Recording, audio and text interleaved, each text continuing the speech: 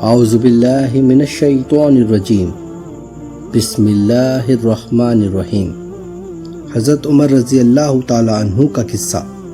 حضرت عمر رضی اللہ تعالیٰ عنہ جن کے پاک نام پر آج مسلمانوں کو فخر ہے اور جن کے جوش ایمان سے آج 1400 سال بعد تک کافروں کے دل میں خوف ہے، اسلام لانے سے قبل مسلمانوں کے مقابلے اور تکلیف پہنچانے میں بھی ممتاز تھے۔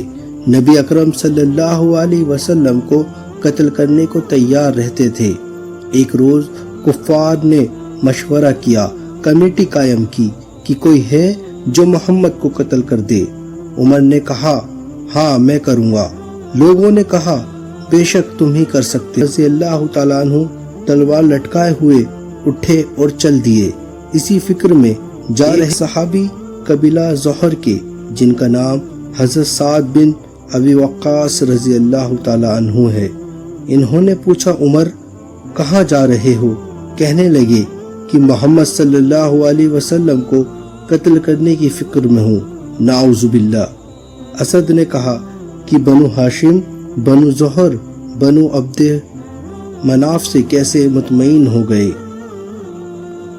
وہ تم کو بدلے میں قتل کر دیں گے۔ اس جواب پر بگڑ گئے اور کہنے لگے کہ معلوم ہوتا ہے کہ تو بھی بے دین یعنی مسلمان ہو گیا، پہلے تجھی کو مٹا دوں۔ یہ کہہ کر تلوار سوت لی۔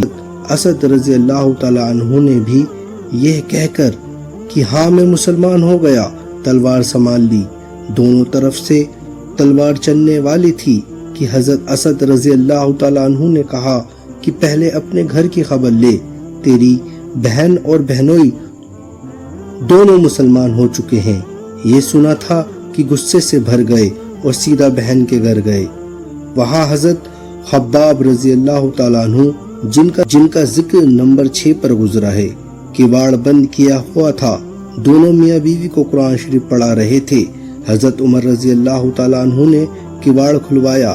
ان کی آواز سے حضرت خباب رضی اللہ تعالیٰ عنہ تو جلدی سے اندر چھپ گئے اور وہ صحیفہ جلد بازی میں باہر رہ گیا جس پر آیت قرآنی لکھی ہوئی تھی۔ ہمشیرہ نے کباڑ کھولے۔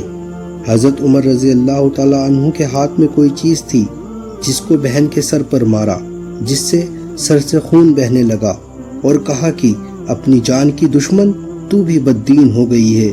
اس کے بعد گھر میں آئے اور پوچھا کہ کیا کر رہے تھے اور یہ آواز کس کی تھی؟ بہنوئی نے کہا کہ ہم بات چیت کر رہے تھے۔ کہنے لگے کیا تم نے اپنا دین چھوڑ کر دوسرا دین اختیار کر لیا؟ بہنوئی نے کہا کہ ہاں اگر دوسرا دین حق ہے تب۔ یہ سنا تھا کہ ان کی داڑھی پکڑ کر کھینچی اور بے تحتاج ٹوٹ پڑے اور زمین پر گرا کر خوب مارا۔ بہن نے چھڑانے کی کوشش کی تو ان کے منہ پر اس زور سے ایک تماچا مارا کہ خون نکل آیا۔ یہ بھی آخر عمر کی بہن ہی تھی۔ کہنے لگی کہ عمر ہم کو اس وجہ سے مارا جاتا ہے کہ ہم مسلمان ہو گئے۔ بے شک ہم مسلمان ہو گئے ہیں، جو تجھ سے ہو سکے تو کر لے۔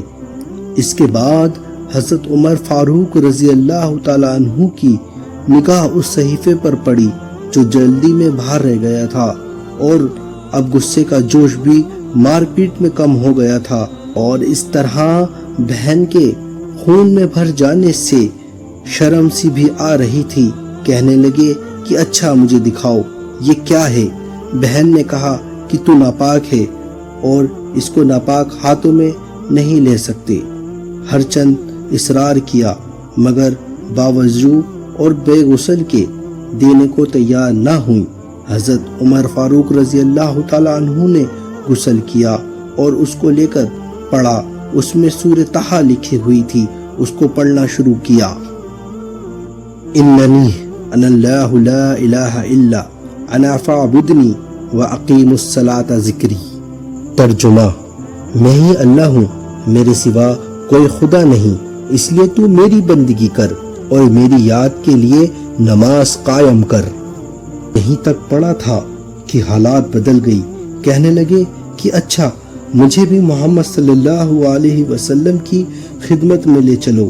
یہ الفاظ سن کر حضرت خباب اندر سے نکلے اور کہا کہ اے عمر، تمہیں خوشخبری دیتا ہوں کہ کل شب پنج شبہ میں حضور اکرم صلی اللہ علیہ وسلم نے یہ دعا مانگی تھی کہ یا اللہ، عمر اور ابو جہل میں جو تجھے زیادہ پسند ہو اسے اسلام کی توفیق عطا فرما۔ یہ دونوں قوت مشہور معلوم ہوتے ہیں کہ حضور اکرم صلی اللہ علیہ وسلم کی دعا تمہارے حق میں قبول ہوئی۔ اس کے بعد حضور اکرم صلی اللہ علیہ وسلم کی خدمت میں حاضر ہوئے اور جمعے کی صبح مسلمان ہوئے۔ ان کا مسلمان ہونا تھا کہ کفار کے حوصلے پست ہونے شروع ہو گئے، مگر پھر بھی یہ نہایت ہی مختصر جماعت تھی اور یہ سارے مکہ بلکہ سارا عرب اسی لیے اور بھی جوش پیدا ہو گیا کہ جلسے کرنے لگا، مشورے کر ان حضراتوں کو ختم کرنے کی کوشش ہوتی تھی اور طرح طرح کی تکبیریں کی جاتی تھی۔ پھر مگر اتنا ضرور ہوا کہ مسلمان مکہ کی مسجد میں نماز پڑھنے لگے۔ حضرت عبد بن مسعود رضی اللہ تعالیٰ عنہ فرماتے ہیں کہ عمر کا اسلام لانا مسلمانوں کی فتح تھی اور ان کی ہجرت مسلمانوں کی مدد تھی اور ان کی خلافت رحمت تھی۔